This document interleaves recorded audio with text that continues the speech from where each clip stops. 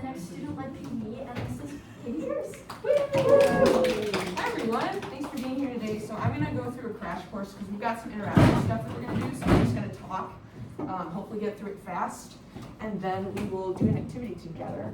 So here's what we're going to be talking about today. I'm going to talk about creativity and I'm going to talk about band.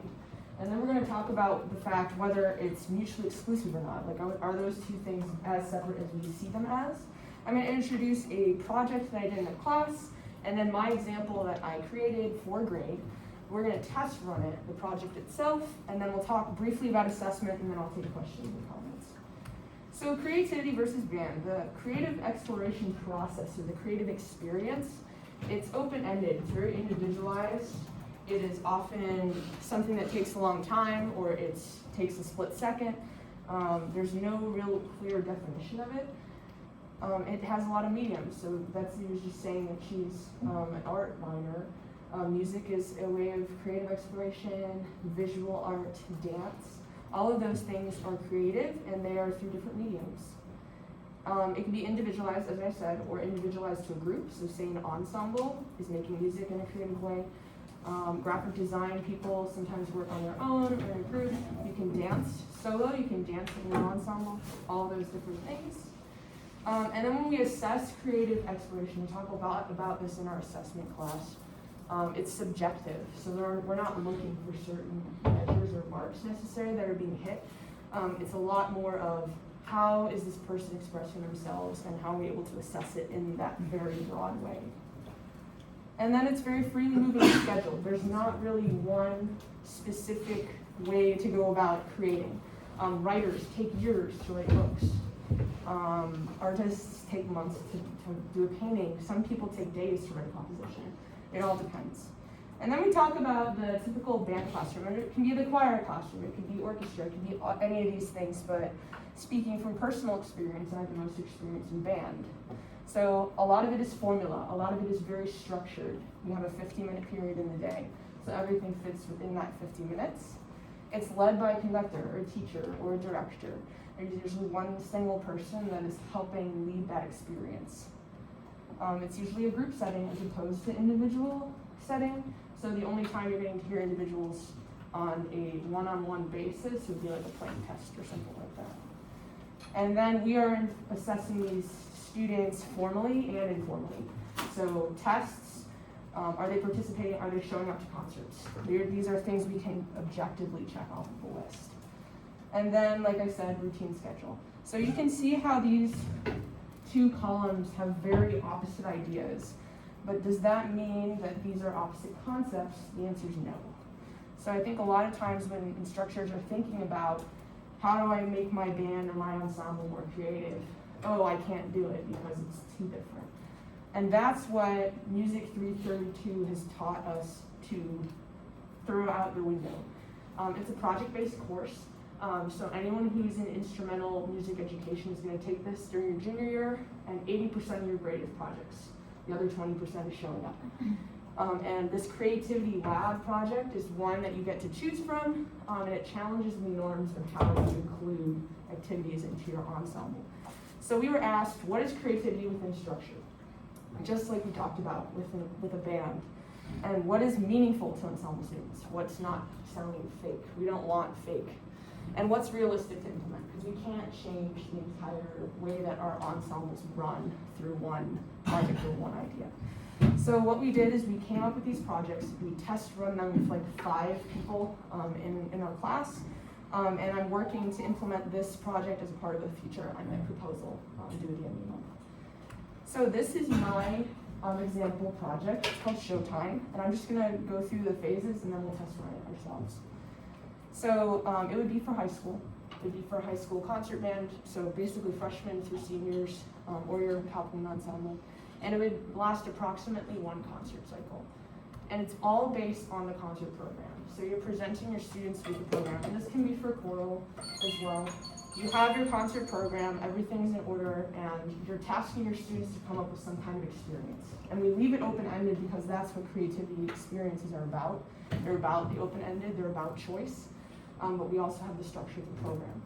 And so these are just some examples that students can choose from. this was based off of my high school did Godzilla Eats Las Vegas. And the seniors, they acted out the second half and they made like a movie for the first half. It was amazing. And so it's really possible and very doable, and people get really engaged, especially students at that age. And so you would also have to think about structure. So we've talked about how band is more structured than creative experiences, but you also need to have some kind of requirement. So I just narrowed it down to 3 parameters. 1, there has to be one cohesive theme through all 4 pieces. 2, it needs to be appropriate for school. That's a baseline, we can hit that. And 3, all band members have to agree on one approach. So that brings the individual into the group setting as well, and we're talking about merging these 2 ideas. And so we've got phases, and I'll just go quickly through this. I don't know how I'm doing on time. Oh, you're doing great. Good? Yeah, you can go to 1:30. Great, thank you. So phase 1 is you're presenting your program to your band. You're listening to the pieces. They are taking in the music. They're listening to what they're going to be working on for the next 6 to 8 weeks. And then you put them in groups, and they brainstorm. Okay, what did I hear, and what could be like a big theme throughout? Maybe they're reading online about these pieces or the composers. And you're not asking them to come up with a creative project yet. You're introducing the fact that there is going to be a theme, there is going to be a project, but you're only asking them to look at something that they can see throughout all 4 pieces of music. And then after the groups of 3 to 5 people meet, one student will take notes on what everyone came up with, and then they're gonna vote for their top 3. And those top 3 are gonna be options for students to go to, and then they're gonna flesh out, okay, what does this look like? So if you have a theme of seasons, and that's the broad theme, then anyone who is interested in the theme of seasons gets together and says, okay, we want to do poetry to pair with each of these pieces. So they're getting more and more specific as they figure out and narrow down these ideas. So that's phase 1. And phase 2 is, okay, those top 3 ideas are fleshed out a little bit more, and the band's gonna vote again and then pick the final one. And when that final theme is chosen, then that group of students who worked on it is kind of leading the charge for the rest of the band to take that theme and present it with the program itself on the concert. And so each band member has a role. We've talked about before, it can be very generalized to whatever the students come up with, so I try not to be too specific. But it's like a team, it's like a team project. And then there are still rehearsals happening. This is still a band classroom. You're still having your 50-minute periods. You're rehearsing the music as you would.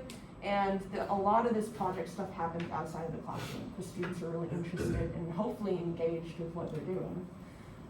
And then as elements become ready for testing, say you have to add something out with the timing, or you have a movie you need to play with a piece to see if it lines up, then you implement them. And I'm really clear to say on here that revisions are always going to need to happen, because failure is a part of growth. I was asked at one of my student teaching meetings what I wanted to get out of student teaching, and I said, I want to fail miserably and have you be there to help me. And so that's what the students are going to hopefully experience as well, is that some things are not going to work, but it's just going to get better as we keep working with it.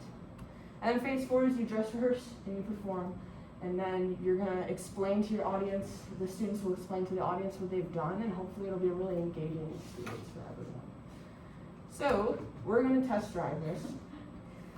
So here's our sample program. I've picked this, so this is part of another project we had to do in 332, which was program 6 straight years of band concert stuff. So 4 concerts a year, 6 years. So I pulled one of my programs. It's a lot of music. It was like 92 pieces of music. It was a lot. It was awesome. So we're going to listen to about a minute of each of these, and then you're going to brainstorm with a partner or a group of, or 2 or 3, so probably up to 4 people. Take 2 minutes, and then I want you to think of like a storyline or broad theme, kind of like what we talked about. So nothing too specific yet. And then we'll talk as a class about how maybe these would be like fleshed out. So let's see if these are going to work. And I have them pre-timed to a minute, so let's see if that will work too.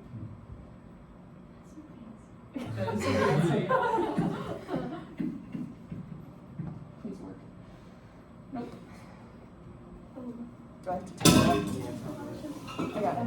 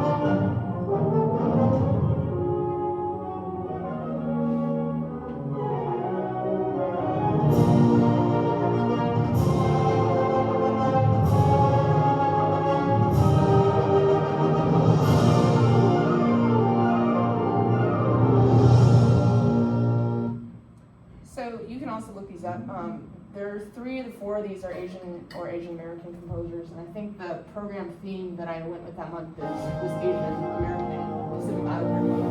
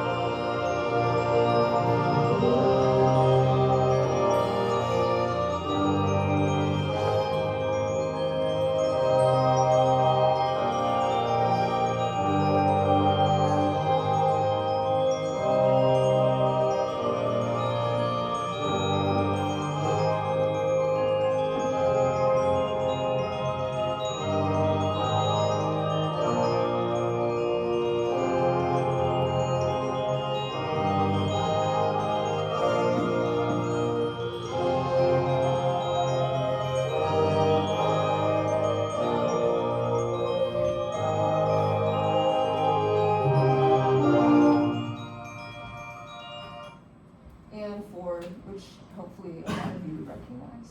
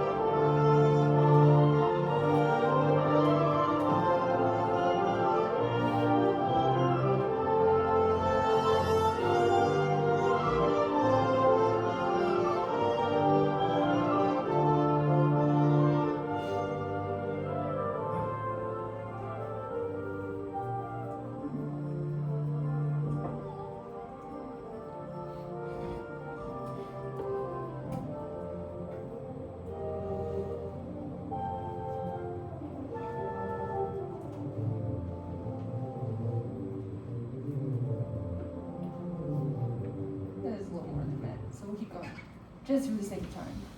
So now we're going to get into those groups and think about just like really broad themes that you can have, pairs, 3, 4 people. And we'll come back in about 2 minutes and we'll see what we come up with. Okay, go for it. There's no right or wrong answer. I said remember to go first. I'm trying to think of one. Titles were like Earth, Sky, Sun. Yeah. So I was kind of like, ooh, space. Yeah. Yeah. You do like a nature, like a Yeah, I like that. or like potentially like waves run up, like colors kind of thing. So I feel like each kind of has their own vibe. Yeah. It's like a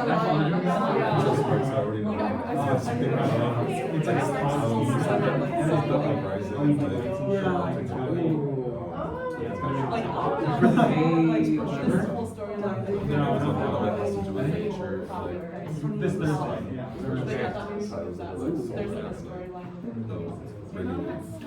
Yeah, Sky and Mother Earth. So you can talk about like, it's really good. Maybe like, I mentioned like doing like public campus kind of thing, or like with the like talking about like various things that we're doing. That's exactly the point. Like very basic. Exactly. Veriled is the prime example of culturally responsive teaching. Yes. So like in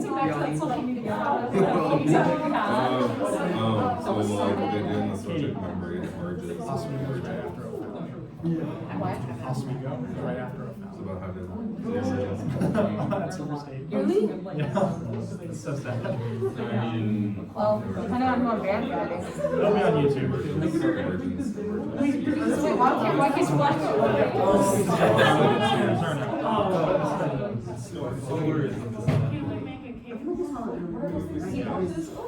Alright, let's bring it back. Let's bring it back. Let's start on this side of the room. And we don't have to write it down, we'll just talk about it. But go ahead and share this group here with kind of just, and it can be multiple ideas. What did you think of when you were hearing everything? Yeah, kind of like space themed, looking from above, Mike said. Yeah, that was one. Nice. We talked about like doing like a colors concert too. Right, You know, with like lights. right. Hinesley's doing something exactly like this for this week's concert. Mariana, what about you, your group? We're a little confused because we wanted to like find out a little bit of like the Right. program notes. Yes. So, but after a while, we kind of came up with the theme of emergence and Yeah. a lot about like rising and stuff because Nice. the first one was about the sky and earth. Memento. What's that heaven? Like it's that something. It's a warrior. It's Memoriam, it's so, pretty like, open-ended, it's just yeah. like heaven Right. emerging. Solar obviously like it deals with the elements, and the second suite, we'll make a case for it. Right. No, and Yeah. that's the challenging part is sometimes there's gonna be a piece that doesn't quite fit, but you can make it work. I know Campus Band last night did everything on movement, and they had a lot of stuff on dances and things like that, but there were some pieces in there like, I think they did Bach's Come Sweet Death. It makes, it does not really work in there, but they made it happen anyway. What about in front of you? So Betsy was talking about like it made her think of going on an adventure, and Yeah. Emily was saying like just the colors like blue and purple came to mind. Yeah. So we were thinking kind of like some sort of like aquatic adventure with like Yeah. swimming pools. Oh my gosh. Yeah. See? That's amazing. That's so great. We can have millions of those. How about in the back? That's not it. Oh, we concluded as like a journey to the sun, Yeah. like Yeah. space wise. Yeah. And it helps when you, as a teacher, program pretty specifically, because then you can kind of lead your students in a certain direction, or you can be completely open-ended and see what they come up with. So a few things that I came up with when I was doing this project would be Sea Voyage, so that was very similar.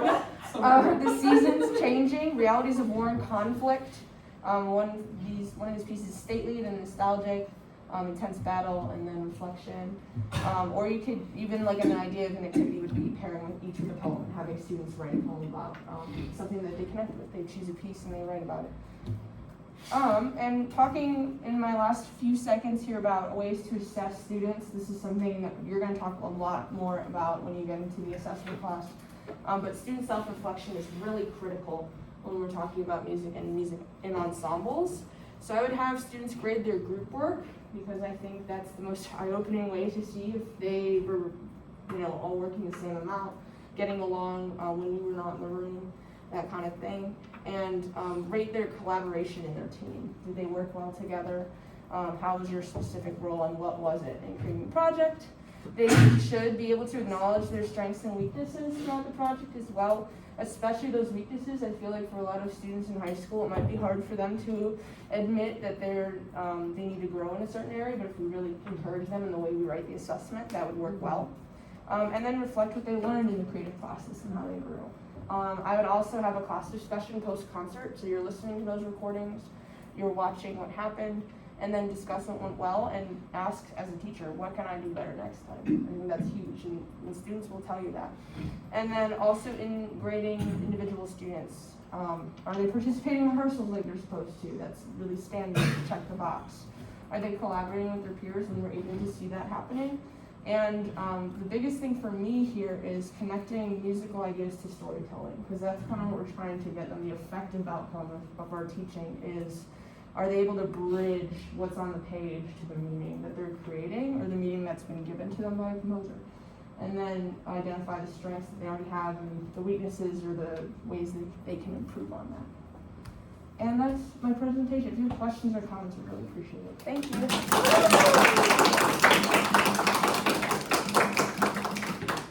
Any questions? Hey. Okay, because I found that in like band settings, I feel like whenever the students aren't sitting in their regular configuration, like doing rehearsal, Right. like things go to shit so quick. They do. You're so right. Especially like with group work. Like I remember in high school we used to do like concert reflections the day after the concert, and like no one would ever complete their reflection unless they were outside of their home. Right. Like they couldn't do it there. Right. Like they had to just do it later. Yep. So how do you get like the groups to actually I didn't hear the last part of your question. how do you get the groups to actually like work together and stay on task? Yeah, And so I like, think a do lot of it? it's going to be driven by intrinsic motivation, that they're going to be really invested in what they're doing, and that's why you have to be so meticulous, and that's why my first 2 phases of this is making sure they pick something that they want to do. Because if they do not, they're not going to want to do it. It's going to feel forced. And so in that way, you can kind of gauge, like, okay, and even like, I would say if this project you're presenting it's not going well, don't do it that semester. Or wait till the next group of kids goes and see how it works. But when there is a spark there, you're going to see that they're going to want to do it. Because some things like this can feel forced. It has to be the right time, it has to be the right music, it has to be the right kids, I think. I don't know if that answers your question. Yeah. Cool. Any other questions? Cool. Thank you.